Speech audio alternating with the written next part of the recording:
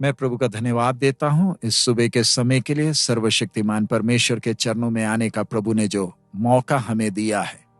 आइए आज के वचन मनन के लिए हम लोग नीति वचन 12वां अध्याय उसका 10वां वचन हम पढ़ें।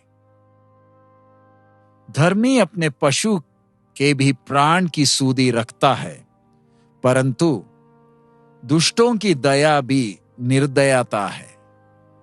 यहां पर परमेश्वर के वचन में हम सीखते हैं कि किस प्रकार परमेश्वर के जन से परमेश्वर बड़ी उम्मीद रखता है, कि किस प्रकार उसने परमेश्वर ने दिए जिम्मेवारियों के द्वारा परमेश्वर के स्वभाव को प्रकट करना है।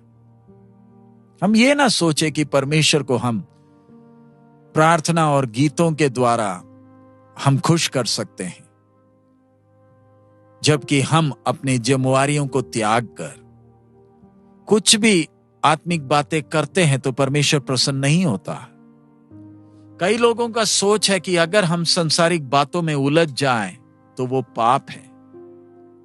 और हमने कई ऐसे लोगों को भी देखा है जो आत्मिक बातों को बहाना बनाकर अपनी जिम्मेवारियों से बचते हैं। परमेश्वर ऐसे व्यक्तियों से प्रसन्न नहीं है। परमेश्वर चाहता है कि जिस भी क्षेत्र में परमेश्वर ने हमें रखा है, हम वफादारी से अपनी कर्तव्यों को निभाएं। हम सबको समाज में अलग अलग स्तरों पर परमेश्वर ने रखा है। कई हॉस्पिटल में काम करते हैं, कोई दफ्तर में काम करता है, जीवन में प्रतिदिन कितने लोगों का आमना सामना करता है। उसी समय किसी किसान को देखें जिसके पास कुछ जानवर हैं जो उसको उसके दैनिक जीवन में मदद करते हैं। जिस प्रकार एक कंप्यूटर प्रोफेशनल अपने कंप्यूटर या बाकी चीजों का देखभाल करता है, या गाड़ी चलाने वाला अपनी गाड़ी का देखभाल करता है, बाकी मेहनत करने वाले अपने औजारों का देखभाल करते हैं, वैसे ही एक किसान अपने जानवरों को प्यार भी करता है और उनका देखभाल भी करता है। चाहे एक मुर्गी हो, चाहे एक बकरी हो, चाहे एक गाय हो, या और कोई भी जानवर हो। हम जो परमेश्वर के संतान हैं, परमेश्वर ने हमें सौंपे हुए इन जानवरों के प्रति भी हमारा कर्तव्य है, हमारी जिम्मेवारियां हैं। हम स्वार्थ से, निजी स्वार्थता से हम उनके साथ व्यवहार ना करें। चाहे वो जानवर छोटा हो, बड़ा हो, हम हर एक जानवर को प्यार के साथ उनके साथ व्यवहार करें। हमारे स्वर्गीय पिता के हृदय को जरा देखें, जिसने सारे जानवरों को भी रचा है और हर एक के लिए उसने फल, सब्जियां, घास, बीज उनकी जरूरत के अनुसार इंतजाम किया है। घने जंगलों में भी जिधर इंसान पहुंच नहीं सकता, परमेश्वर ने वहां रहने वाले जानवरों के लिए इंतजाम किया है। इसलिए हम देखते कैसे भजन संहिता लिखने वाला परमेश्वर के इन जानवरों के प्रति इंतजाम के विषय में स्तुति करता है। पहाड़ों में रहने वाले जीव जंतुओं के लिए परमेश्वर ने झरनों के द्वारा पानी का इंतजाम किया है। और इतना सिर्फ नहीं, हर जानवर को परमेश्वर ने उसकी जरूरत के अनुसार जीने के लिए ज्ञान भी दिया है। छोटे से मधुमक्खी को देखें या छोटी सी चींटी को देखें जो हमारी नजर में किसी काम के नहीं है, और इसके द्वारा हम परमेश्वर के वो प्रेम भरे स्वभाव को, सृष्टिकर्ता के स्वभाव को हम देख सकते हैं। और हम जो परमेश्वर के संतान हैं, हमारा कर्तव्य बनता है कि हम भी उस परमेश्वर के स्वभाव को अपने जीवनों के द्वारा प्रकट करें। जब परमेश्वर ने आदम और हव्वा को अदन बगीचा में जानवरों के ऊपर जिम्मेवारी सौंपी, तब कहा गया था कि उनका देखभाल करना है। और जब परमेश्वर ने इस्राएलियों को अपनी व्यवस्था दी, उन्हें कहा गया था कि जो जानवर उनके पास हैं उनका देखभाल करना है, उनकी आराधना नहीं करना वरन उनका देखभाल करना है। जब हम आसपास के जानवरों को देखते हैं, हम समझ सकते हैं कि कैसे पाप के कारण वो कितना कष्ट उठाते हैं। मनुष्य जो पाप का गुलाम है, वो अपनी स्वार्थता के साथ जानवरों के साथ भी व्यवहार करता है। वो प्रकृति को बर्बाद करते हैं, जानवर के साथ दुर्व्यवहार करते हैं।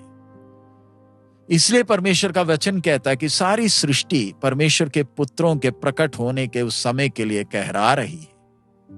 परमेश्वर ने जानवर दिए हैं ताकि वो हमारे काम में मदद करें, और जब वो वफादारी से हमारे साथ हमारे काम में मदद करते हैं तो हमारा कर्तव्य बनता है कि हम उनका देखभाल करें।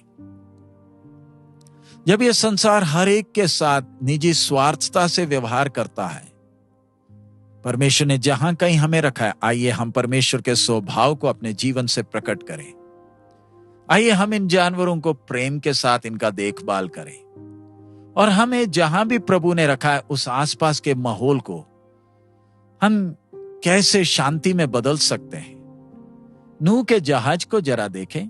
जब बाहर की दुनिया डूब रही थी, मदद के लिए चिल्ला रही थी, जहाज के अंदर शांति और प्रेम का माहौल था, और नूह का परिवार कितने सब्र के साथ, प्रेम के साथ हर जानवर का देखभाल किए।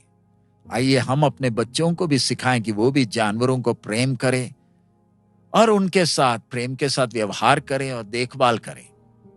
जानवरों की अपनी भावनाएं हैं, और जब उनके साथ गलत व्यवहार हम करते हैं, वो भी अपने सृष्टिकर्ता के सामने अपने तौर तरीके से चिल्लाते हैं, और वो परमेश्वर का सजा हमारे जीवन में आता भी है। आप YouTube में देखते होंगे कैसे शेर भी अपने देखभाल करने वालों को भूलता नहीं है, और कैसे उनके साथ खेलता भी है। और ये बात दिखाती है कि 1000 साल में उस समय का संसार कैसे होगा। हम अभी भी याद करते हैं हमारे दादा किस प्रकार अपनी छोटी बकरियों को अपने बच्चों समेत बच्चों जैसा देखभाल करता था। बेशक वो इतने पढ़े लिखे नहीं थे, लेकिन उनके दिलों में जानवरों के प्रति वो प्यार था कि वो खुद अपना खाना खाने के पहले जानवरों का पेट भरकर खाना देने के बाद ही खुद खाते थे। आइए हम भी जानवरों का देखभाल करें, क्योंकि हमारे परमेश्वर की संपत्ति है। जरा देखे, एलियाजर भी जब इसहाक के लिए दुल्हन लेने गया तो वो यही देख रहा था कि क्या वो जानवरों को, वो ऊंटों का देखभाल करेगी उनकी आवश्यकता के अनुसार। सो आइए हम जब परमेश्वर के संतान हैं, हम सृष्टि की पूजा नहीं करते, हम जानवरों की पूजा नहीं करते, लेकिन उनको अपना समझकर उनका देखभाल करते हैं, क्योंकि वो हमारे पिता की रचना है। प्रभु उसके लिए हम एक एक को ज्ञान और समझ दे। आइए हम प्रार्थना करें। हमारे अनुग्रहकारी दयालु पिता, हम आपका धन्यवाद देते हैं इस अच्छे समय के लिए, आपके वचन के लिए। प्रभु हमारे जीवन में जहां कहीं आपने रखा, अपनी जिम्मेवारियों को समझकर वफादारी से अपने कर्तव्यों को निभाने के लिए हम एक एक को मदद कर, ताकि हमारा जीवन बहुतों के लिए तसल्ली और प्रेरणा का कारण हो। हमें ज्ञान और समझ दे प्रभु। सब महिमा आप ही को देते हैं, यीशु मसीह के मधुर नाम से हम मांगते हैं, आमीन। प्रभु हम सबको आशीष दे। हमारा प्रभु अति शीघ्र आ रहा, मारा ना था।